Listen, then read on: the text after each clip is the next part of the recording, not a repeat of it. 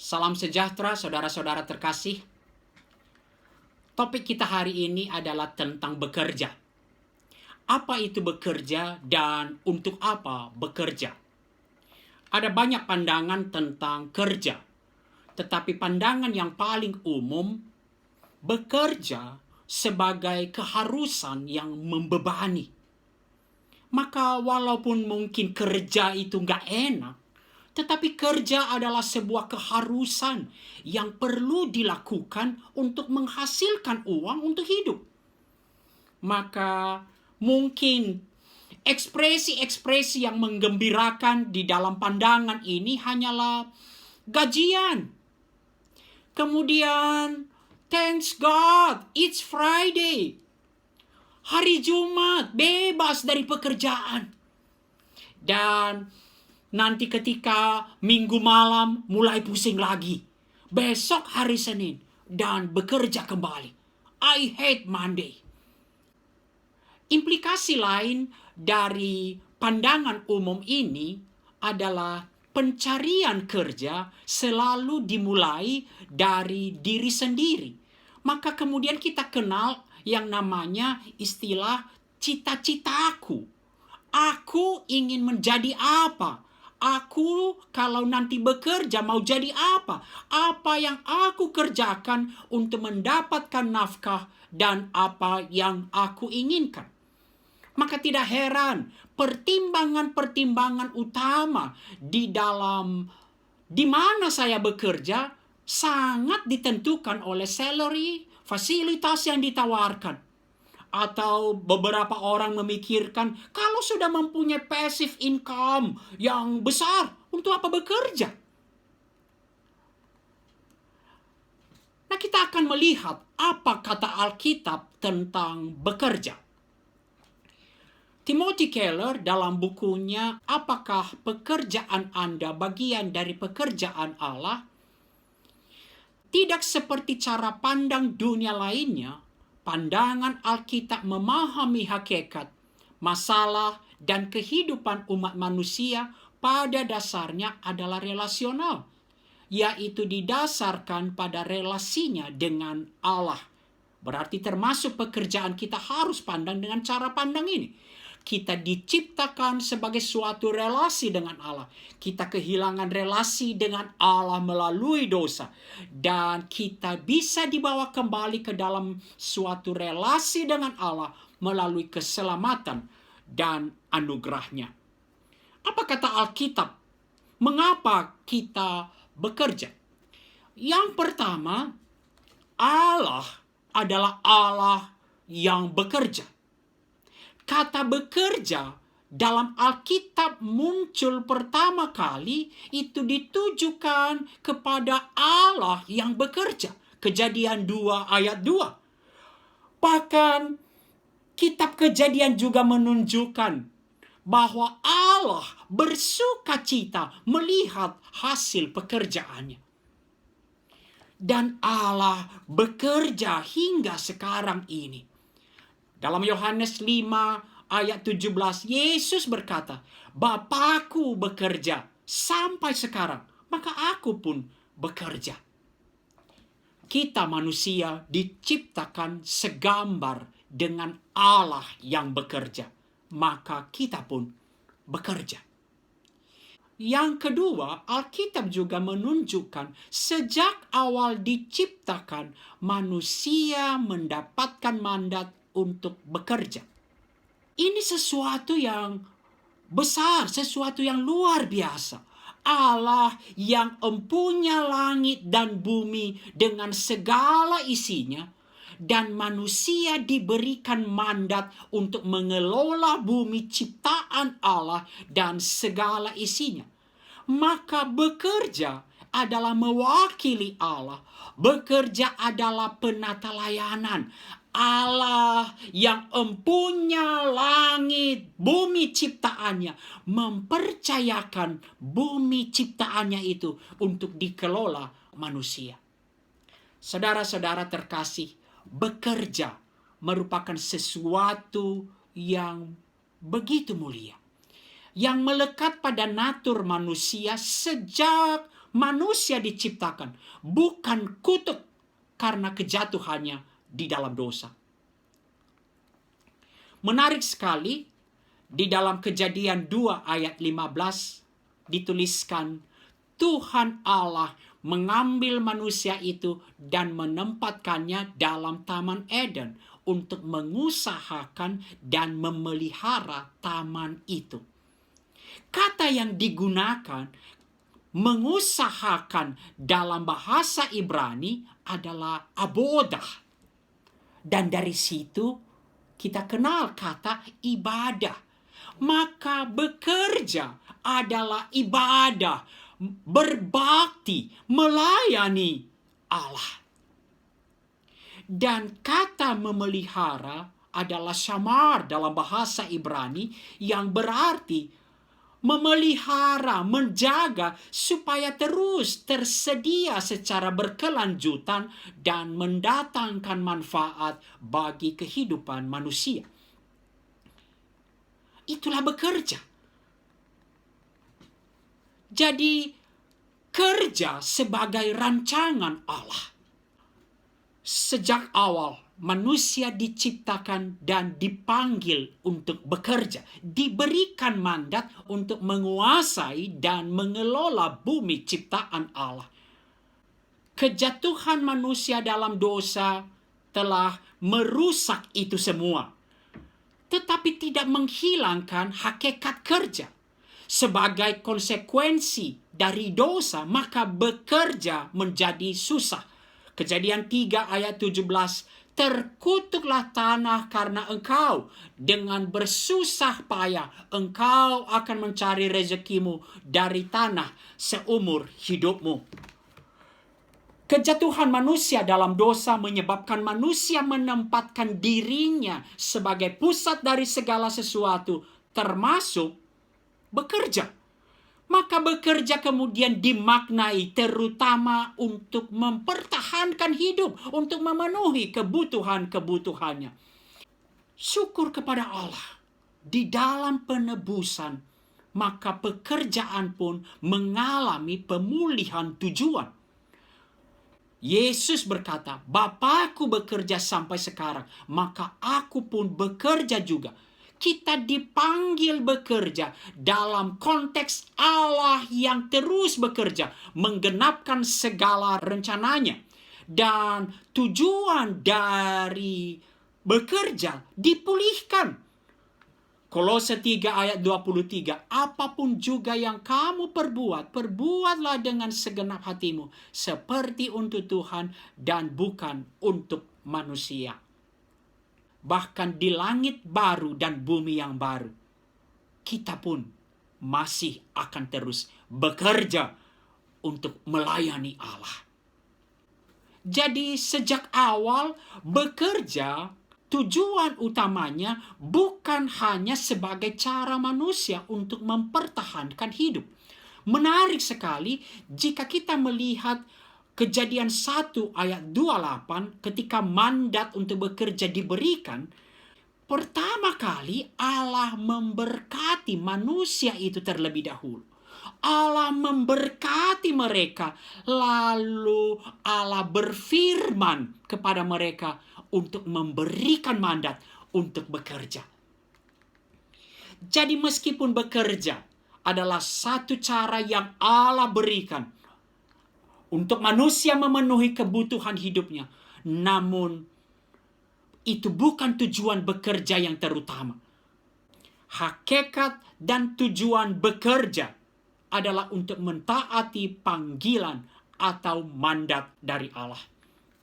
Paus Yohanes Paulus II berkata, bekerja adalah satu ciri khas yang membedakan manusia dari seluruh ciptaan lain, yang aktivitasnya hanya untuk mempertahankan hidup mereka, tidak bisa disebut bekerja. Dan Efesus 2 ayat 10 memberikan kepada kita suatu kesimpulan apa itu bekerja menurut Alkitab. Karena kita ini buatan Allah, diciptakan dalam Kristus Yesus untuk melakukan pekerjaan baik yang dipersiapkan Allah sebelumnya. Ia mau supaya kita hidup di dalamnya.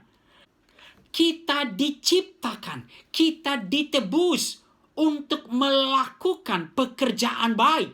Dan pekerjaan baik seperti apa? Pekerjaan baik yang dipersiapkan Allah sebelumnya. Dan Allah mau kita hidup di dalamnya. Maka bekerja di dalam konteks Alkitab tidak pernah dimulai dari aku. Pencarian bekerja tidak dimulai dari manusia. Melainkan apa yang dipersiapkan Allah sebelumnya. Dan Allah memanggil kita untuk menghidupinya. Maka bekerja adalah panggilan. Saudara-saudara terkasih, bekerja adalah salah satu aspek yang sudah begitu dipengaruhi oleh prinsip-prinsip dunia ini. Bagi kita bekerja selalu dimulai dari aku mau menjadi apa. Namun Alkitab berkata, bekerja adalah pekerjaan baik yang dipersiapkan Allah. Dan Allah mau kita hidup di dalamnya. Maka menemukan pekerjaan adalah menemukan panggilan Tuhan. Apakah panggilan Tuhan bagi saya? Apakah pekerjaan baik yang dipersiapkan Allah bagi saya? Dan Allah memanggil saya untuk hidup di dalamnya. Mungkin sebagian dari kita berpikir, wah nggak asik banget. Namun mari kita coba renungkan. Allah yang mempersiapkan pekerjaan baik bagi kita, Allah yang memanggil kita adalah Allah yang begitu mengasihi kita. Maka apa yang dipersiapkan Allah adalah yang terbaik bagi kita. Gordon Smith dalam bukunya Keberanian dan Panggilan, ia menuliskan, panggilan selalu merupakan demonstrasi dan inisiatif Allah, dan juga menunjukkan bagaimana Allah memperlakukan kita begitu serius. Maka rencana Allah, pekerjaan baik yang dipersiapkan Allah bagi kita adalah jauh lebih besar, lebih baik dari rencana kita. Saudara-saudara terkasih, bukankah sebagian besar kehidupan kita bukan kita yang memilih? Kita tidak pernah memilih kita dilahirkan di mana, kita dilahirkan dari orang tua mana. Kita tidak pernah memilih kita dilahirkan di mana dan dibesarkan di mana. Ada banyak hal di dalam kehidupan kita yang Allah yang memberikannya. Lalu mengapa kita meragukan pekerjaan baik yang Allah persiapkan bagi kita? Pekerjaan baik yang dipersiapkan Allah bagi kita adalah yang terbaik bagi kita. Dan kita dipanggil untuk menemukannya. Tuhan tunjukkanlah. Seringkali kita mengutip Yeremia 29 ayat 11. Kita paling senang bagian akhir dari ayat ini. Rancangan damai sejahtera dan bukan rancangan kecelakaan untuk memberikan kepadamu hari depan yang penuh harapan. Tetapi seringkali kita lupa melihat secara teliti rancangan siapa. Bukan rancangan kita. Rancangan-rancangan yang ada padaku mengenai kamu. Rancangan-rancangan Allah mengenai kita. Efesus 3 ayat 20. Dialah yang dapat melakukan jauh lebih banyak daripada yang kita doakan atau pikirkan. Saudara-saudara terkasih, mari kita belajar untuk melihat pekerjaan baik yang dipersiapkan Allah bagi kita adalah yang terbaik bagi kita. Saudara-saudara terkasih, beberapa poin yang bisa kita simpulkan yang dapat menolong kita untuk bertumbuh, untuk mempunyai cara pandang baru mengenai bekerja, sesuai dengan apa yang dikatakan oleh Alkitab. Yang pertama, bekerja adalah mengerjakan pekerjaan baik yang Tuhan persiapkan dan Tuhan memanggil kita untuk mengerjakannya. Maka mencari pekerjaan sebenarnya adalah menemukan apa yang Allah inginkan kita kerjakan. Pekerjaan baik yang Allah persiapkan bagi kita dan Allah memanggil kita untuk hidup di dalamnya. Dengan cara pandang seperti ini menolong kita untuk mempunyai satu cara pandang baru, sikap baru, dan kemudian semangat baru di dalam bekerja. Kalau dunia berkata bahwa bekerja sebagai beban yang memberatkan, maka kita seharusnya bertumbuh, bekerja dengan penuh sukacita dalam gairah, passion sejati, dorongan yang kuat untuk setia pada panggilan Tuhan dan menjadi berkat bagi sesama. Karena cara pandang dunia bahwa bekerja itu adalah untuk mendapatkan uang, untuk kebutuhan, untuk mempertahankan hidup, untuk suatu pengakuan, aktualisasi diri, maka dalam pekerjaan, kepuasan bekerja dipuaskan oleh pencapaian dan perhatian hanya tertuju pada simbol-simbol pencapaian seperti posisi dan prestasi. Namun di dalam cara pandang Alkitab, kepuasan yang hakiki dalam bekerja adalah pada ketaatan merespons panggilan Tuhan. Yang kedua, bekerja seperti untuk Tuhan. Jika bekerja itu adalah panggilan dari Tuhan, maka ketika kita mengerjakannya, maka kita bekerja untuk Tuhan. Dan inilah dasar dari etos kerja Kristen. Seharusnya dengan cara pandang ini, orang Kristen berdiri paling terdepan di dalam integritas, di dalam kerajinan, dan di dalam bekerja keras. Tetapi itu semua dilakukan karena bekerja itu adalah untuk Tuhan. Kolose 3 ayat 23. Apapun juga yang kamu perbuat, perbuatlah dengan segenap hatimu, seperti untuk Tuhan dan bukan untuk manusia. Dalam Kolose 3 ayat 22 sampai pasal 4 ayat 1, di sana dikatakan relasi kerja itu semuanya dasarnya adalah untuk Tuhan. Hai hamba-hamba, taatilah Tuanmu yang di dunia dalam segala hal. Tidak hanya di hadapan mereka supaya dilihat oleh Tuhan.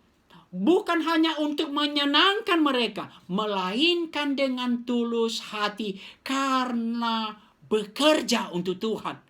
Demikian juga kepada para tuan, para majikan, berlaku adillah dan jujurlah kepada para hamba-hambamu. Kenapa? Lakukanlah itu. Bekerja untuk Tuhan. Bekerja untuk Tuhan. Ini menjadi dasar dari etos kerja Kristen. Berintegritas, rajin, dan bekerja keras. Maka kalau kata dunia, kerja keras itu adalah untuk mencapai sukses, untuk suatu achievement, untuk pencapaian-pencapaian, posisi, materi. Namun Alkitab berkata, wow, ini sesuatu yang jauh-jauh lebih indah.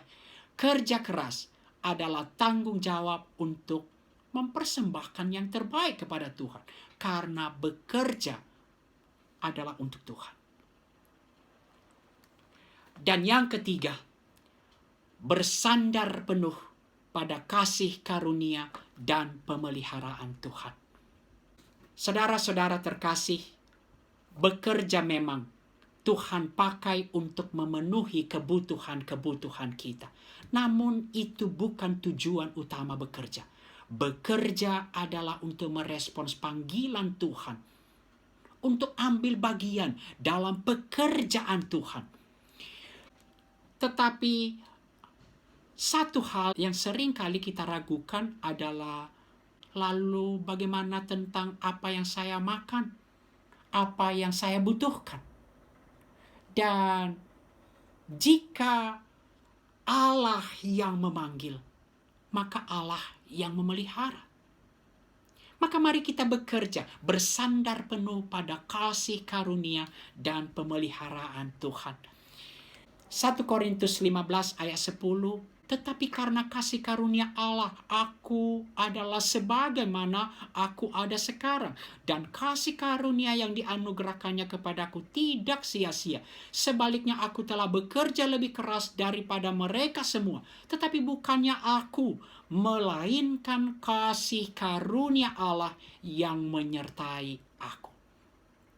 Bagian kita adalah merespons, taat merespons panggilan Tuhan. Dan Allah lah yang memelihara, Allah lah yang akan memenuhi kebutuhan-kebutuhan kita. Tentu Allah pakai pekerjaan kita sebagai cara Allah untuk memenuhi kebutuhan-kebutuhan kita. Tetapi bekerja tidak pernah tujuan hanya untuk memenuhi kebutuhan-kebutuhan kita. Roma 8 ayat 31 dan 32 ini selalu menjadi penghiburan yang besar bagi kita.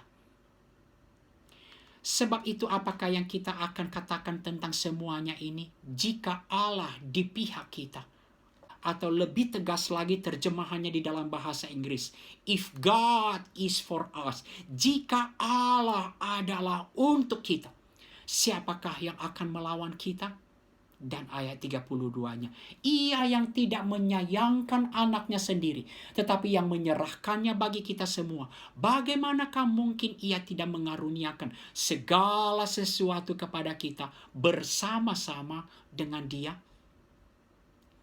Rasul Paulus seperti menantang kita. Apakah kita masih meragukan bagaimana Allah memelihara kehidupan kita? Jika yang paling berharga bagi Allah adalah anaknya sendiri, Ia tidak sayangkan, Ia serahkan bagi kita semua. Bagaimanakah mungkin Ia tidak mengaruniakan segala sesuatu kepada kita? Apa yang kita butuhkan, apa yang kita mau makan, apa yang kita mau pakai, bersama-sama dengan pemberian terbesar itu. Saudara-saudara terkasih, saya kutip salah seorang dosen saya berkata, kita dipanggil bukan untuk mempertahankan hidup, tetapi kita dipanggil untuk taat kepada Allah dan panggilannya. Urusan hidup dan mati adalah urusan Allah. Maka jika dunia berkata, hasil kerja kita semata-mata hanya merupakan hasil jerih payah manusia, itulah sebabnya orang terus bekerja, terus berjerih lelah. Namun Alkitab berkata, hasil dalam bekerja adalah kasih karunia Tuhan.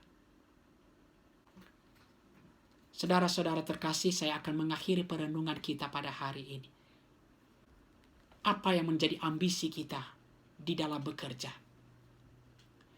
Upah yang tertinggi, dan karena itu merupakan dasar ambisi yang sejati bagi semua pekerja Kristen, adalah saat mendengar Tuhan berkata, baik sekali perbuatanmu itu, hai hambaku yang baik dan setia.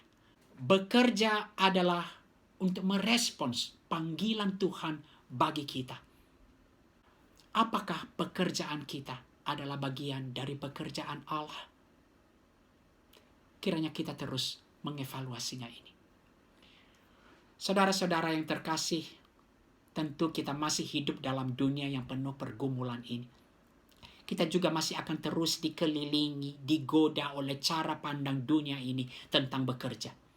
Bahkan ada satu mazmur yang benar-benar menunjukkan realita kehidupan kita. Jiwaku melekat kepada debu. Selera kita, kalau kita akui selera kita masih banyak hal dalam dunia ini. Maka dalam kasih karunia Tuhan, kita perlu terus memohon kepada Tuhan, hidupkanlah aku sesuai dengan firman-Mu. Dan kiranya ambisi-ambisi kita dalam kehidupan, termasuk di dalam bekerja, akan terus Tuhan perbaharui. Dalam kasih karunia Tuhan, kita terus perlu mengevaluasi ambisi-ambisi kita, khususnya di dalam bekerja. Saya kutip dari satu buku PA, Ambisi yang Kudus dan Berkenan. Setiap orang perlu meluangkan waktunya setiap hari untuk menilai ulang arah ambisinya. Kiranya Tuhan menolong kita. Bagi rekan-rekan yang sedang mencari pekerjaan atau yang sedang menggumulkan suatu panggilan Tuhan, kiranya Tuhan menolong untuk terus belajar. Tuhan, tunjukkanlah pekerjaan baik yang telah Engkau persiapkan bagiku. Dan bagi kita yang sekarang ada di dalam pekerjaan, mari kita belajar untuk melihat bahwa pekerjaan kita adalah bagian dari pekerjaan Allah. Bekerja adalah merespons panggilan Tuhan. Kiranya Tuhan memberkati. Amin.